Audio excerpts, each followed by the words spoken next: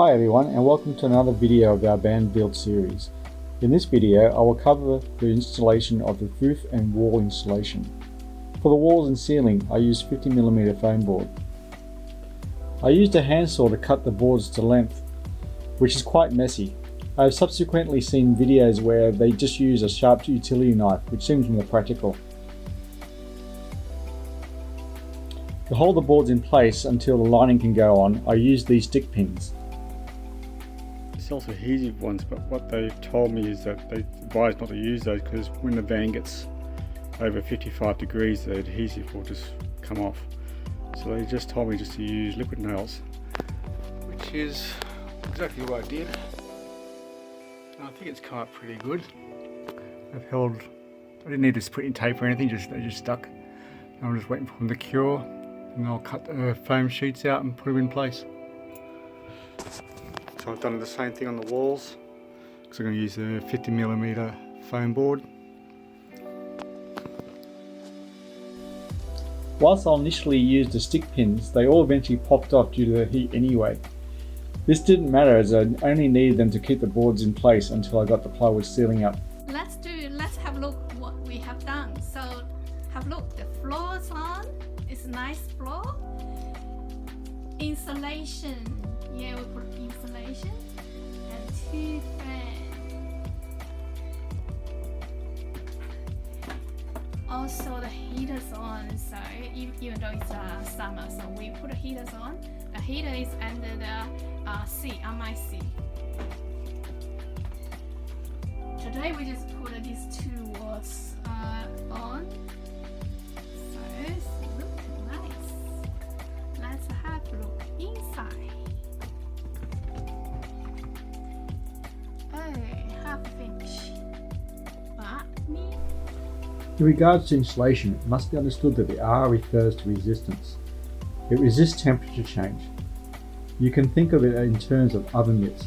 Whilst they will prevent you from getting your hands burnt, they will eventually catch fire if you leave them in the oven for too long. The same goes for insulation, well, not the fire part. Eventually the inside temperature is going to reach the outside temperature. The R value indicates how long it's going to take to reach parity. Whilst I don't profess to know the mathematics behind it, the bigger the R value, the longer it takes to reach parity. On that note, insulation is a double-edged sword in that once the outside temperature drops after a hot day, it will also take a long time for the inside temperature to drop too. Whilst camping in summer, we experienced a 35 degrees Celsius day, and whilst the van stayed cool at 25 degrees during the day, it did reach a top temperature of 29. Then at night, the outside temperature dropped back down to 18 degrees, but the van stayed 24 most of the night. Proper ventilation is a must. If it wasn't for the fact that we had 2 fans creating a breeze within the van, it would have been a very uncomfortable night. Now, I'm no expert when it comes to insulation and what materials are better than others. I've seen many van build videos where they use everything from insulate, wool, spray foam, and the list goes on. I can't tell you which is better. I went with the foil board because it was easy to handle and very light. I didn't use any form of a vapor barrier. It's not because I disagree with those that use it. I'm just not convinced it's absolutely necessary. In a cold climate maybe, but where I live here in Australia, it never gets below 6 degrees in winter, but often gets above 35 in summer. So I have insulated based on me being most of the time in a warm climate. And whilst I have seen heavy condensation on the outside of the van, I have never experienced any condensation on the exposed metal surfaces inside the van.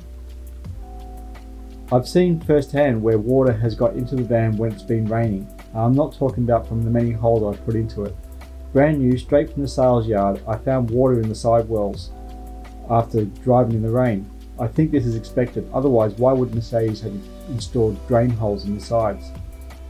I'm not saying it's designed to leak, I am saying that they expect it at some point in time it's going to leak, and they've compensated for it. If you'd like to know more about insulation and talk to an expert, I left a link in the description for a link to Greg Virgo's video about insulation. He is very good at what he has to say. I'd recommend listening to that. Hope you enjoyed that. If you liked it, make sure you give it a thumbs up. Also, please subscribe if you haven't already.